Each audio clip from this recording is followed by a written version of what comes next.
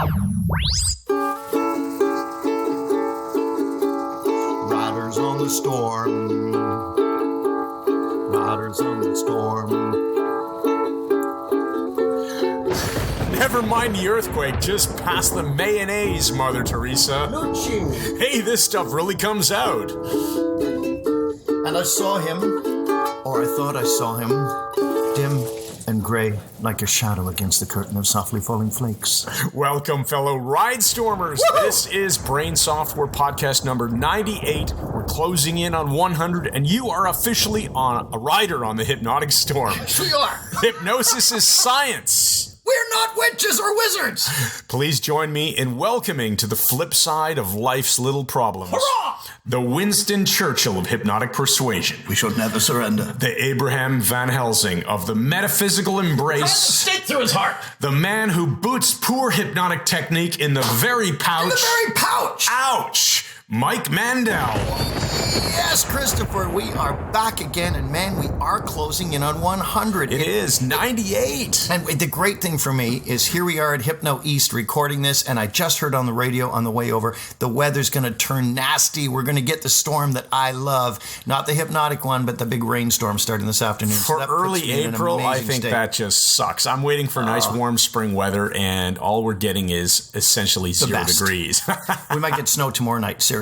I want to put my summer tires on the car. That's not going to happen. All right. Hey, what are we talking about today? You got promotional stuff to do. Yeah, well, we're never going to get to the promotional stuff until we first give the subject of today's podcast. So remember, last podcast, 97, was all about... It was all about thinking. Thinking styles, and we talked thinking about... better. Yeah, Edward de Bono's lateral thinking hats. No, lateral... Six Start thinking again. hats. We'll edit Edward de Bono's 6 thinking hats. What is it? Lateral thinking is his other... It's his other thing. His creativity methodologies, yeah. So today, instead of thinking, we're going to be talking about taking action. Because we've all got things we need to take action on in our lives. And when I say we all do, we mean you do. Because we are taking action. This is our year of onward and management, and we're taking action big time. We just want to share some tools, and some you've heard before, but just to drill it into your heads that there's things you can do that are not difficult to take action on that project, that relationship, whatever you're not taking action on. And listen, guys, this is really important because thinking, you can also say you're analyzing, you're coming up with ideas, you're planning. There is this thing which people refer to as analysis paralysis. If you spend too much time thinking, you have no time for actually doing. And even if you don't spend too much time thinking and you're just dreaming and you're going, oh, I wish I could, I should do this. A lot of should. And as our friend Adam would say, don't should all over me. Well, I find hilarious, Chris, is you're drifting into a thing that is known as management speak. Right. With your word is management. Yeah. Now you're going to start saying we need to get our team on the beam. We get a gleam in our dream. Let's get on the ball. So like a sex machine. Bottom line is if all you do is think and dream and analyze, but you don't execute, nothing happens, folks. Yeah. And you end up exactly where you are right now, which I assume is not where you want to be because we are on this constant progression towards a better life. A better life. Not the same life that we have right now. If we wanted the same life, we could just do nothing. And if you do nothing, you get no change. So let's talk about action. Thinking leads to action. Otherwise, it's useless. All right. Now, we want to give you a jolt here to take action because... people who do not take action hang out with other people who don't take action. And as Jordan Peterson said, the one thing you never do is discuss that in the group, that you're all just sitting around doing nothing. It's never mentioned. But you want to bring us up to date on what's coming up. That is so true. Okay, so before we get into today's topic, we need to mention that we are very closing in. Is that even a description? No. It is very close. We are very closing in. I love it. It's just insanity. I think I'll think about that before I talk about anything else on the podcast. Let's just think about consideration. No, I'm kidding. All right. We are closing in very much on the dates May 4th, May 5th, and May 6th in Toronto. Yeah. May 4th is Mindscaping certification. Go to MikeMandelHypnosis.com/events to get all the details on what's coming up. But basically, Friday, May 4th, we are running a one-day Mindscaping class. It's filling up nicely. It's going to be full of awesome people, and we are going to take you through the Mindscaping protocol, which is an amazing way of having people's people's own internally generated unconscious metaphors. Unlock the problem for you. Unlock and fix their problems. And Chris, you agree that we've seen some astounding things with this. We have, and we're not going to oversell it. Just going to say go to check it out. If you go to the MikeMandelHypnosis.com/events page, there are links there to find out details on all of the events, including Mindscaping, and including what's happening on the Saturday, Sunday of that same weekend, which is May 5th and 6th. We have Melissa Tears coming in from New York, and she is going to be teaching her integrative process for addictions, managing addictions, helping people overcome addictions. And I want to tell you, if you're a hypnotherapist, a hypnotist, and you're thinking about how am I going to justify this training, here's what you do. You launch a sale among your crowd, and you say, if you have this problem that you'll soon be able to help them with, I'm offering a special. And the first 5 people, whatever it is, get a discount price. Get them to pay in advance. Use that money to pay for the class. And all of a sudden, you'll have the class, you'll have the skills, and you'll have the customers. Come on out to Toronto. Mindscaping and Addictions. Stay for the next 2 days and study with Melissa as well. Right. You do 3 days in Toronto. Mindscaping and integrative. No, start again. Addiction Protocol. Addiction Protocol. I can't remember her official title. We'll edit that out too. Now, here's the really interesting thing. Clarice has clearly been sipping a little bit from the bag of Pictos, which is spelled P-Y-K-T-H-O-S, in case you're wondering. Because somebody did ask us. This is really cool. Dee Dee was telling me that she did Melissa's training in Addiction Protocol in Las Vegas. And she said it's fantastic. It is fantastic. She's got a guy coming in from the U.S. for it. Well, I've looked at the syllabus, and I will tell you... Oh, syllabus, aren't we getting all posh with our words? This is a very complete-looking course. I am very much looking forward to being a student, as I know you are. So we are there being students alongside you. Melissa's the teacher, and we're bringing her in, and it's going to be freaking awesome. Yes, it is. All right. So that's what we want you to check out before we get to the action of the subject of action today. All right. Let's go to our new protocol, which is the word of the day. Right. And we apply this to the podcast, and we also apply it to the rest of the day because we have business meetings after I'm this, very which excited. means a languorous lunch with lots of wine for me. Well, for you. I'm very excited because I noticed the book you pulled off my bookshelf is one. The 4-Hour Workweek by Tim Ferriss, the updated and expanded edition. So open up to a random page, Mike. I did. I just did. Did you? The word was vehicles. Oh, no kidding. So, vehicles. Let's make this podcast a vehicle for change for people. What do you get from vehicles? Vehicles, I think immediately about transportation and getting from A to B. So getting from where you are to where you want to be. And I want to get from here to a nice cozy restaurant in the rain with a really good wine menu. That's not going to happen in Port Perry, Mike. No, it's not. Oh, you just gave away where we are. Yes. So let's talk about taking action. And, initially we've spoken many, many times, but this needs to be drilled in, the magic question. Oh, this is the most important thing to start off with. The magic question, actually, Chris, I've mentioned so many times that when I taught suicide prevention in Iqaluit in the Northwest Territories, I just found the sheet for that, the promo sheet for it, for RCMP officers, therapists. Because you've been cleaning out your house. Yes, and it was 1993. It's 25 years ago. But anyway, we taught them the magic question. And the magic question is, what do you want? And basically, this is going to identify the target state. Lately, though, with clients on Skype, and I don't see any one-on-ones anymore, but I do see clients on Skype still for generative change. I've got 3 tomorrow. But lately, I've changed it to the clean language question from David Grove and also through Judy Reese, which is, what would you like to have happen? Now, listen to the distinction there. What would you like to have happen implies something will happen. Yeah, it implies it's not your responsibility. So if it could just be wide open, that's a good point. I would like my boss to give me a raise or something like that, right? Which implies that it's his decision, but then you can move on from there. In increments, the tiny increments. Which we'll get to. Right. And the other most powerful question, when I used to do therapy a lot, I'd end with this. I read this in a book by a psychiatrist who had lost his son, and he was talking about how he dealt with this. It was a very moving book. But he said the most important question at the end of any therapeutic session is, What's next? Because when you ask what's next, You are putting the ball back in the subject, client, patient's hands so that they are now taking responsibility again when they go out of the office. Right. I do want to point out as well, we'll link to this in the show notes. And Mike, I know you typed the show notes, so remind me to give you the link if you can't find it. But we do have a blog post on this exact topic I think it's called the hypnotherapy sandwich. Hurrah! Reason being, the metaphor of, what's in the middle of the sandwich is the meat, the therapy.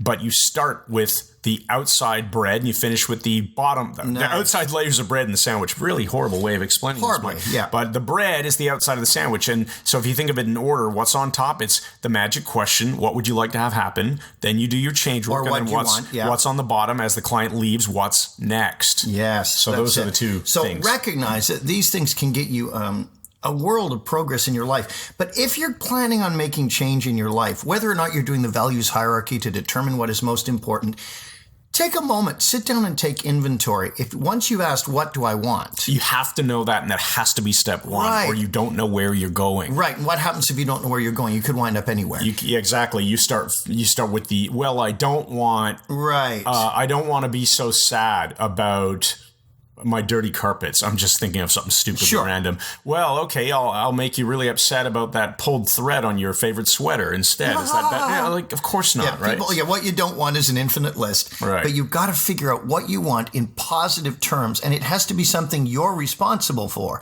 because you're the one who's going to make the shifts to begin with. And one of the most important things I find is when people want to take something on like this, and Chris, you've alluded to it in this podcast already. Right now, my wife and I are going through a massive purge of our house because we're intending to move closer to where you live, actually.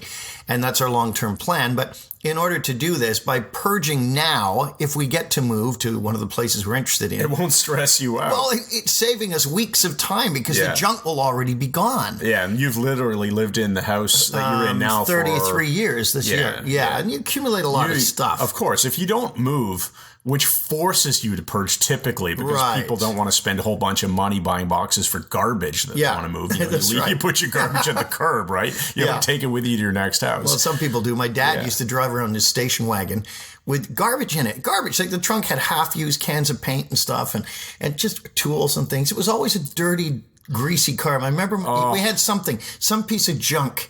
And he said, what should I do with it? My mom said. And he said, just throw it in the car. And she said, Ken, you are not going to carry your garbage around anymore. Anyway, all that to say, when you do something like a huge purge, you have to be very, very thorough with it.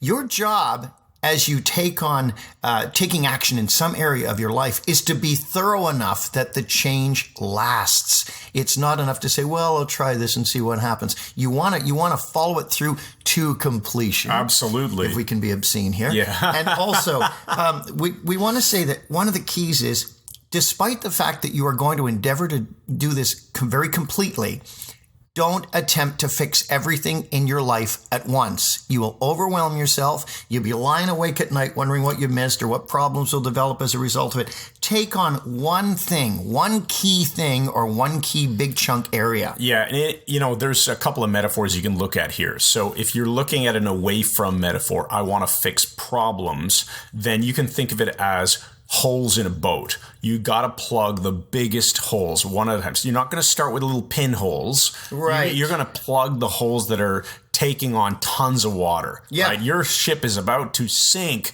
Which ones are you going to fix right now? The other metaphor, of course, is just opportunity, right? So if you think of it as your life as a road trip, where do you want to visit next? Where is the most important destination? That's nice. I love that metaphor. Life as a road trip.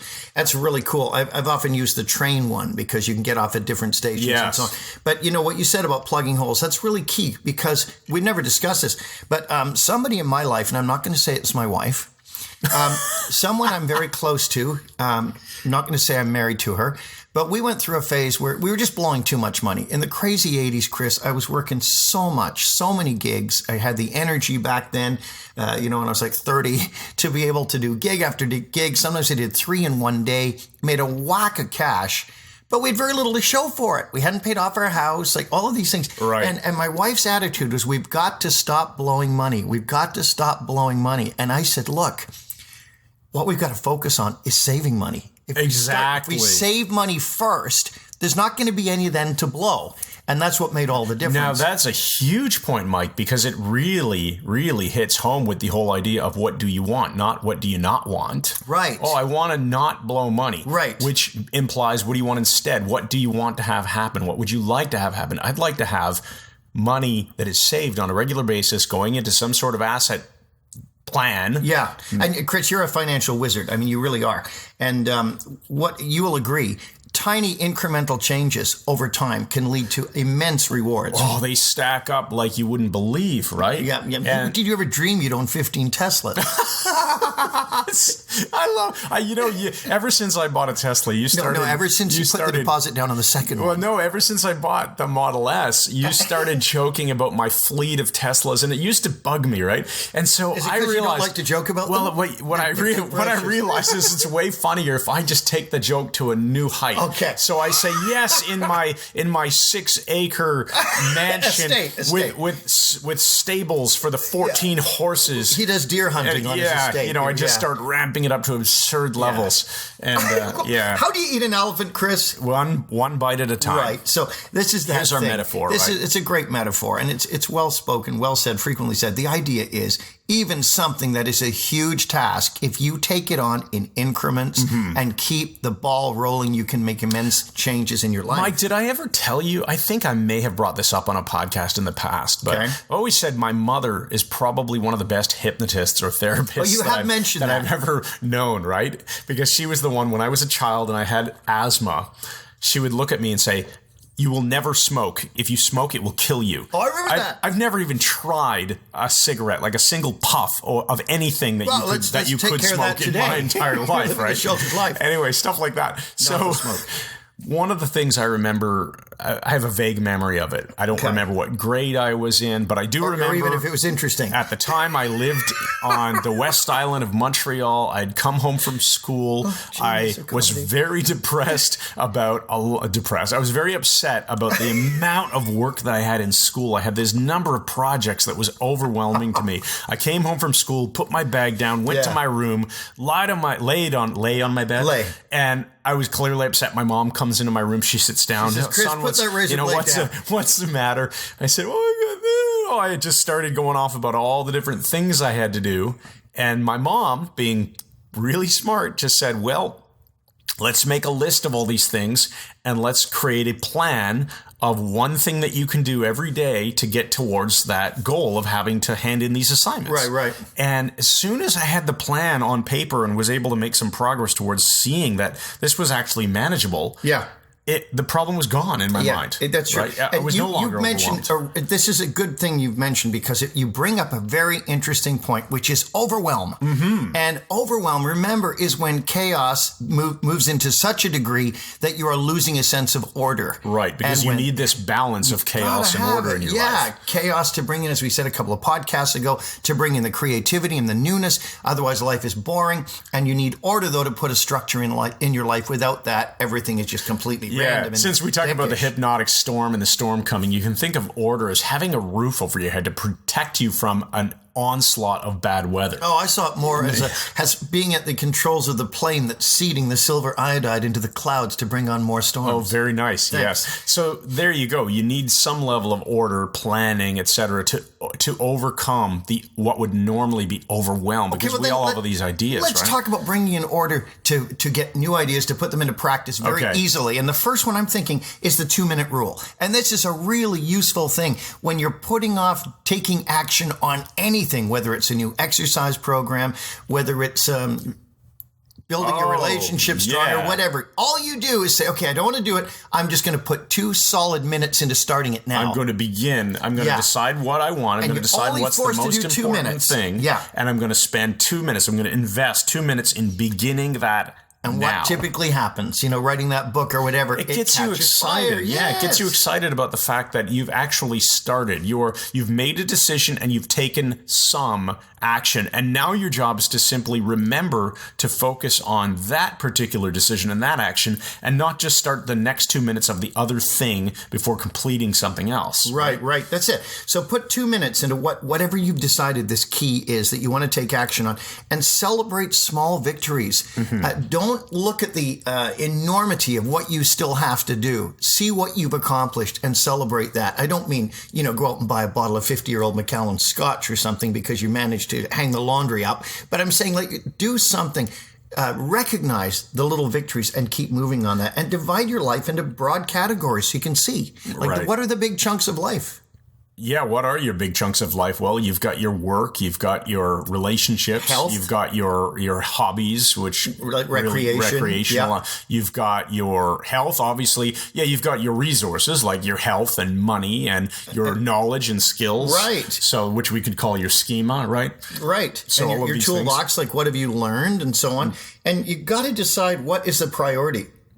So that's why a values hierarchy can be very useful. Yeah, and there is another podcast. If you search values hierarchy, I'm pretty sure you'll get a podcast episode on that. Exactly. And set up an empowering question only for your priority at first. Don't do a whole list of them. I'm working with people around the world right now, helping them craft their empowering questions via Skype. And you can do it yourself. You don't need me to do it for you. But of course, I'll be more than happy to if you want to pay me, because that's what I do. But the bottom line is you can do it yourself. All of this stuff Chris and I are saying you can do for yourself. Set up an empowering question. Find out what it is. So if it's health, it's the thing you need to take action on. Mm-hmm. Build a question like, what am I going to do today to radically begin to improve my health? Get that question. In fact, I was about to jump in and say, I think it would be a useful idea for people to pick their top goal, their top objective that they want to work on. What is that towards value that you're working on? Right. But I'm now rethinking it a bit and saying, you know what? How about pick the top 3, but don't make them conflicting. So top 3 meaning in different areas of your life. So don't necessarily pick the top 3 relationships that you want to improve. Okay. Maybe what is your top goal with respect to work? What is your top goal with respect to health? And maybe another one would be relationships or money or learning, whatever it is. Maybe pick 3 that don't compete with each other. No, other than nice. For your there's time. No real overlap, no Venn diagram overlapping here. Right. Yeah. Right. Because everybody has something they want to fix, almost everybody, about their health, about their work, about their relationships, or even maybe just about your money. Time, how you spend your time. Mm-hmm. And create an empowering. So let's think of the structure. First, you have to know what you want. We talked about that. Then you have to make sure it's achievable. It can't be, I want to make $10 million by May. Define it. Yeah. Define it very clearly. Break it into steps so you can think about that whole model of how do you eat an elephant one bite at a time. Then you can apply the 2-minute rule and invest in the beginning of what you want. And then you just keep taking consistent action. Now, there's more stuff we have on our list here. Right, but let's just think here. Say the person finds 3 areas they want to improve: their health, their relationships, and their finances or whatever. Now, if you can't decide between them, the simple question is, if I could only have one of these, which would it be? Yeah, that's a great way to prioritize what's most important to you, right? So if I could only have money or health, which would it be? Well, yes. I'm going to pick health. I don't know about you. You want all my money? You got me thinking. I said, wow, if I had enough money, I could buy health. Well, you actually can't really, I know right? You can't. Yeah, that's the thing. You can buy health specialists. If you buy into the model that drugs, pharmaceuticals will fix all of your health problems, right. Which is simply incorrect. Or it's another person's responsibility. Yeah, get the right specialist. You can't buy true happiness in the form of relationships. You can't buy it in terms of health. No. I guess it means you don't have to work, so you can buy it in the form of work. And all right, losing interest. So let's. One of the you can't buy learning either. You still have to do the work. Apparently, we can't buy the answer to this question. You can't buy much of anything, Mike. Money is useless. Take stock of your resources, right? So, who can help you? What resources do you have? Yeah. What do you need to add to the stockpile? I see resources as treasure. If you see it as treasure, a treasury of knowledge and stuff, then you'll value it very highly. Is this and about always money? Be adding. Yes, it's about money again. Let's talk about. It's a nice metaphor, though. But what about clearing the clutter? We have that here. And so, clutter, again, brings disorder, which is chaos to your life. So what will you remove for your life for now? Doesn't have to be permanent. That takes too much of your time. Think of the time clutter. Mm-hmm. What do you waste time on?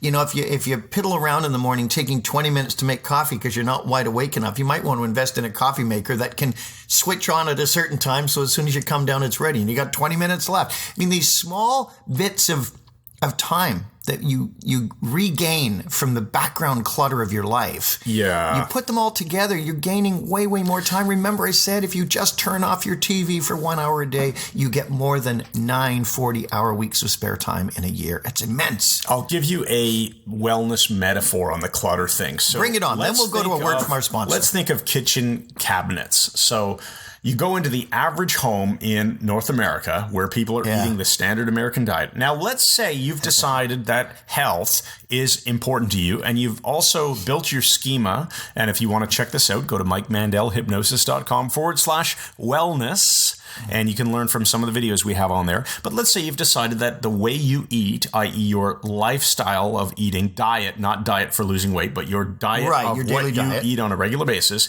must change. Well, the average American household, you open that cabinet and you're going to see all kinds of choices of crackers and processed foods and cupcakes and bagels. Change here, but here's the point.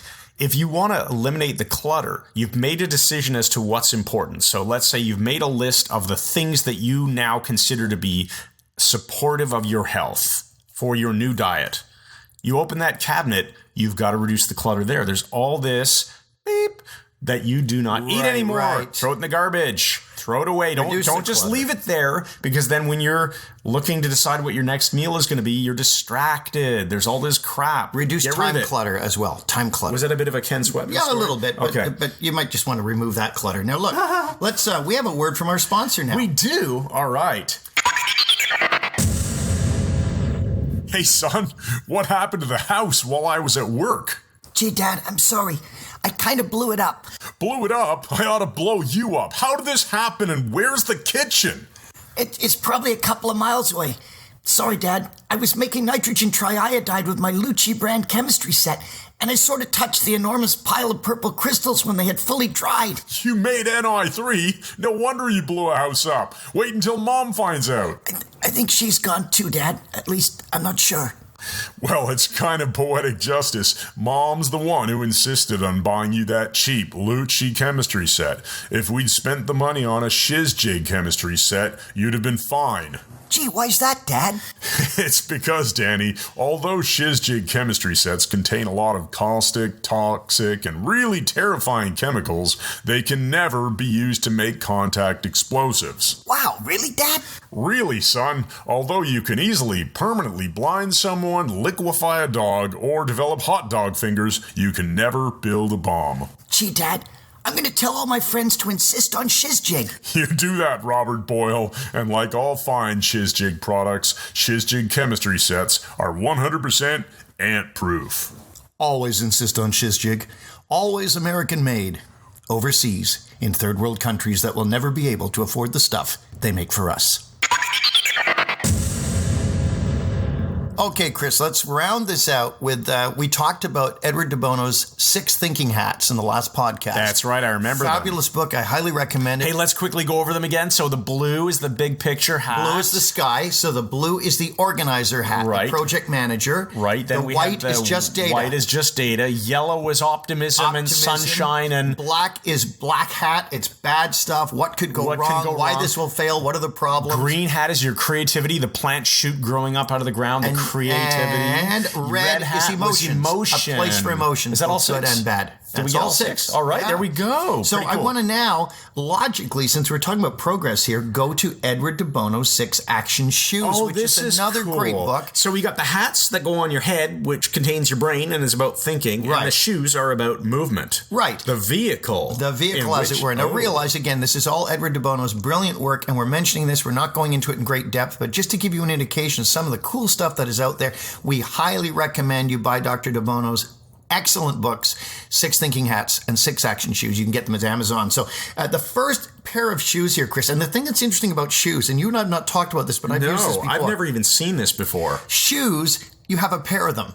So the interesting thing is you can wear 2 different shoes. Oh, true. So we'll get to that. Nice. It starts with navy formal shoes. Now imagine these are like navy blue maybe patent leather shoes that someone like an airline pilot would wear with his navy blue uniform. And I appreciate that you've put a graphic in here so that I can look at the show notes as we're talking about this. So the navy formal shoes, it says these represent routines and formal procedures. Right. That's so this cool. is checklists. Right. So you're saying to the person, okay, I want you to go down and speak to them in the office, but put on your navy shoes before you do. Now, as soon as you say that, the person knows they're going to be very formal, checklists, getting all the details, procedures done right. You know what? That's exactly the pair of shoes I need for preparing for our upcoming live classes, because there's a lot of little things that need to be taken care of. I got to put on my navy shoes. Fantastic. The next pair, moving forward, is gray sneakers. And this is really cool because sneakers you can walk around very quietly with. You can run if you have to. And these represent exploration, investigation, and gathering evidence. All right. So you can sneak in sneakers. Right. So if you're saying, I want you to go to that meeting, Chris, but I want you to put your gray sneakers on. You know you're going to be there creeping around, gathering evidence, and bringing that back without being too noticeable to them. Right. Which is another interesting thing. He covers all we need with these 6 pairs of shoes. Brown brogues.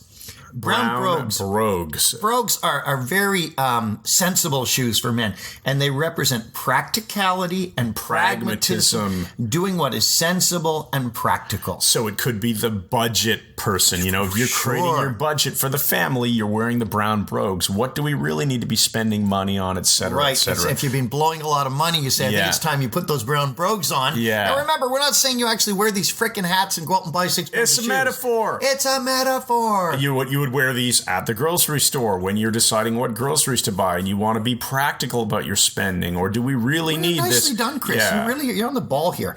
Now, the 4th pair is orange gumboots. Think of what a firefighter wears. Oh, absolutely. And it said these represent emergency action. Safety is a prime concern. So all of a sudden, there's a problem at work. There's, let's say, 2 people have suddenly quit and the call center's not working. There's all these things. You get somebody, get down there with your orange gumboots on. That's treat this emergency like an emergency. I thought you were going to say there's a listeria infection in the cafeteria or something. It's Campylobacter on all the handrails. Yeah. So get your orange gumboots on. That way, when somebody knows these systems, that saves me having to explain to him all the different things. The shoes tell him exactly how I want him to act. Right. Now look at these. The pink slippers. Oh. Now these are... Okay, it says these represent care, compassion, and attention to human feelings and sensitivities. Example, So Chris. We had a student in one of our trainings, and she was very upset by something that happened not in the training, but external to the training with another student. And we put on the pink slippers to take care of her. Right. And calm her hurt feelings and think of comfort and all of these things. Right. Now, finally, we got purple riding boots. Think of somebody dressed like a frickin' emperor on a beautiful horse when they got armor on, and these purple riding boots speak of imperial power, leadership, command, and they suggest playing out the role given by a position of authority. If I say to you, Chris, I need you to get in there and deal with these guys, put on your purple riding boots. You know you're going in as the authority, and you're going to no resistance whatsoever. You're the one in control.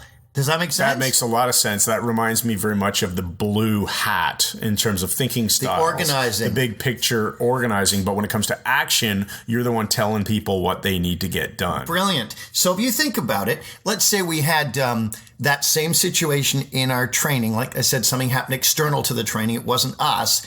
I could have said to you, Chris, I want you to go out and take care of this. Put on 1 purple riding boot and 1 pink slipper. Now, what would that have said to you? Well, that would say essentially be empathetic and be compassionate, but be very clear about what you're willing to help with, what you're not willing to help with, giving direction to the person affected and how they can go about feeling better.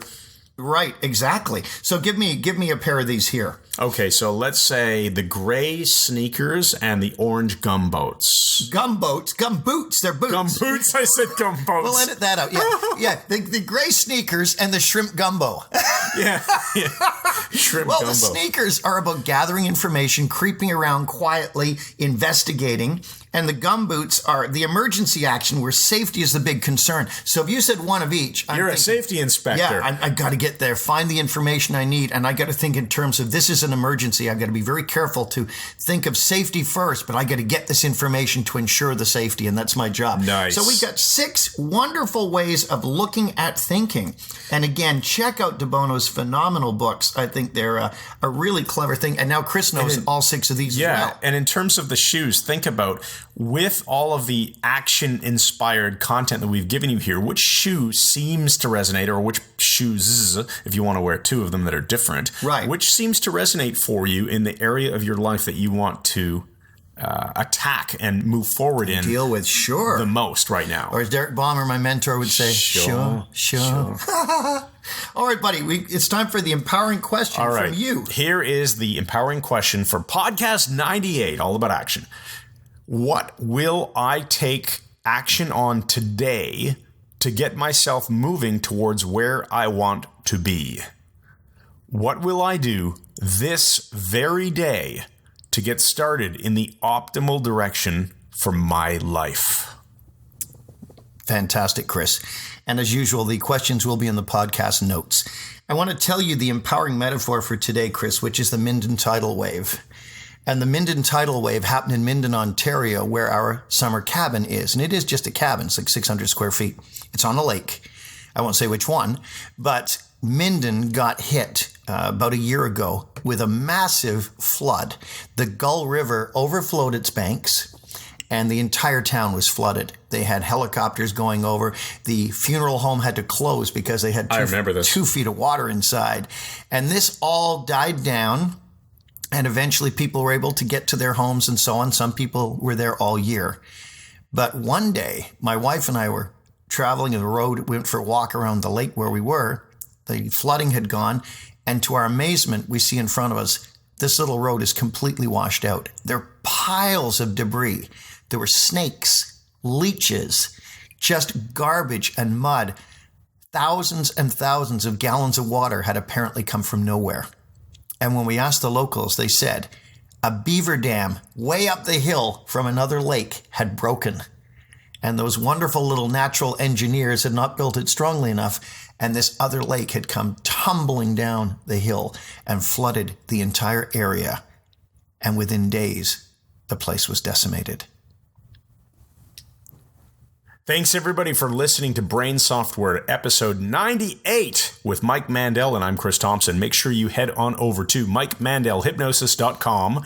Check out the free stuff that we've got for you.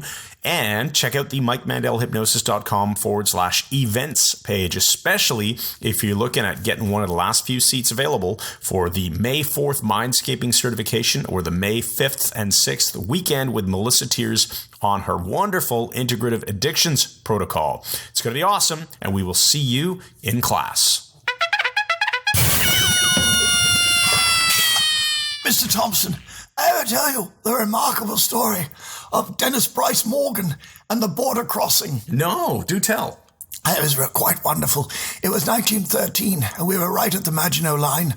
The Germans were about a quarter mile across the wire, and we discovered, well, Dennis Bryce Morgan discovered it through a woman he'd been seeing, French woman on the other side of the wire, that there was a small farm just across from us, surrounded by Germans, and the farm had wonderful supplies of wine. And we thought, if we can just get across there in the dark, we can bring some wine back. We needed a donkey cart, and we needed a couple of chaps to do it. So 2 of the Johnnies, Johnny Lafayette and Johnny Brookman Dinty Larcier, volunteered, and we needed a donkey, but they'd all been shot and eaten by then.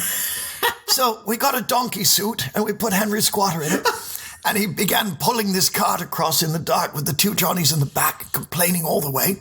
And we loaded the little cart with wine and brought it back. It had some marvelous Cabernet Sauvignon and a bit of Merlot, which I wasn't crazy about.